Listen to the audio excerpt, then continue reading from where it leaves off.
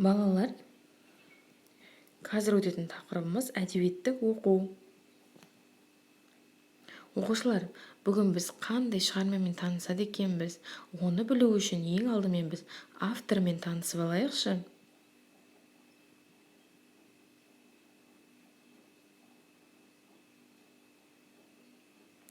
Бүгінгі шығарманың авторы Абай Құнанбаев екен балалар.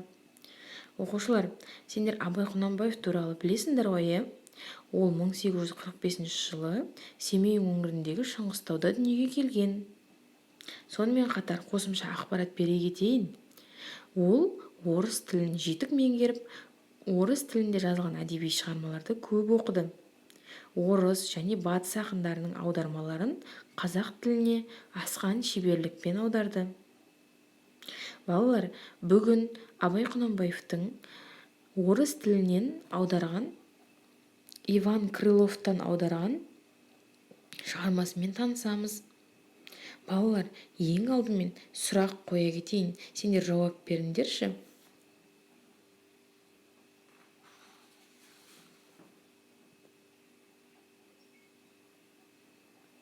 Оқушылар, суретке назар аударайықшы. Суреттен нені көріп тұрсыңдар?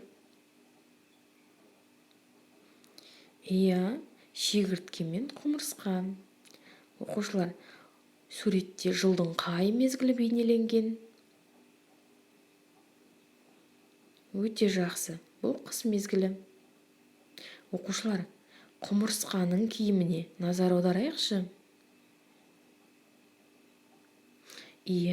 Басында бөрік, үстінде тон, аяғында етік, өте қалың. Қысқа қалай дайындалған екен оқушылар? Жақсы дайындалған екен. Ал шегірткенің үстіне қарайықшы.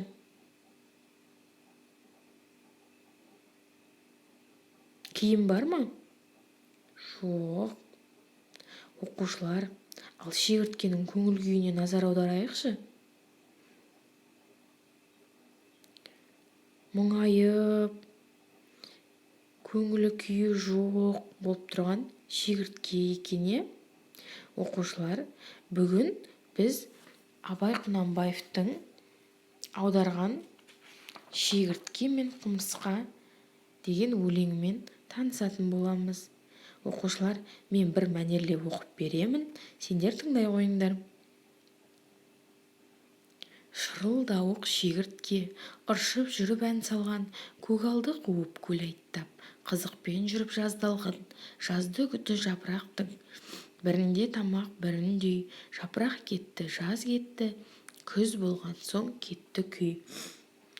Жылы жаз жоқ, тамақ жоқ, өкінгеннен не пайда?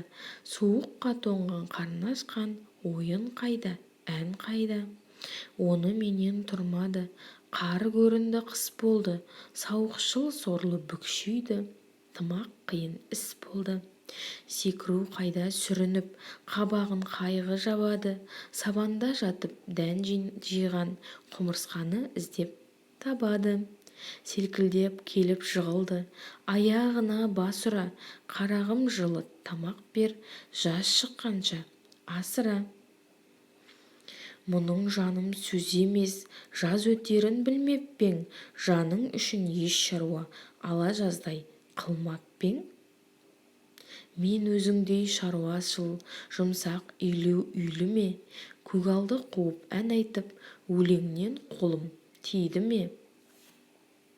Қайтсын, қолы тимепті, өлеңші, әнші есілер, ала жаздай ән салсаң, селкілдете билей бер. Яғни, оқушылар, шегіртке ала жаздай немен айналысыпты?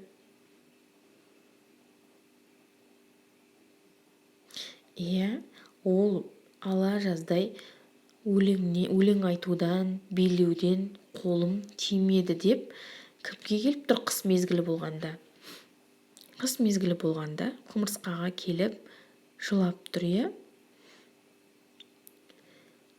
Өлек жолдарды назар аударайық. Селкілдеп келіп жығылды, аяғына бас ұра. Қарағым жылыт, тамақ бер, жаз шыққанша асыра. Яғни шегіртке құмырсқадан пана сұрап тұр. Шегіртке қандай жәндік екен? Өте еріншек, тек ән айтқандан қолы тимейтін жәндік екен. Келесі, құмырсқаның сөзіне назар аударайық. Мұның жаным сөз емес. Жаз өтерін білмеп пең, жаның үшін еш шаруа ала жаздай қылмап пең. Қайтсын қолы тимепті, өлеңші, әнші есілер, ала жаздай ән салсаң, селкілдеде билей бер деп, құмырсқа шегірткені не істеп жатыр? Бар, селкілде, билей бер деп шығарып салып жатыр. Яғни, өзінің жағдайын барлығын жасап алған құмырсқа екен, бұл жерде еңбек сүйгіш жәндік құмырсқа екен. Оқушылар, сен қай жәндіктің тіршілігі дұрыс деп ойлайсың? Еріншек, жалқау болған дұрыс па, әлде құмырсқа сияқты еңбек сүйгіш болған дұрыс па? Өте жақсы. Құмырсқа сияқты еңбек сүйгіш болған дұрыс. Оқушылар, сендерге үйге тапсырмам.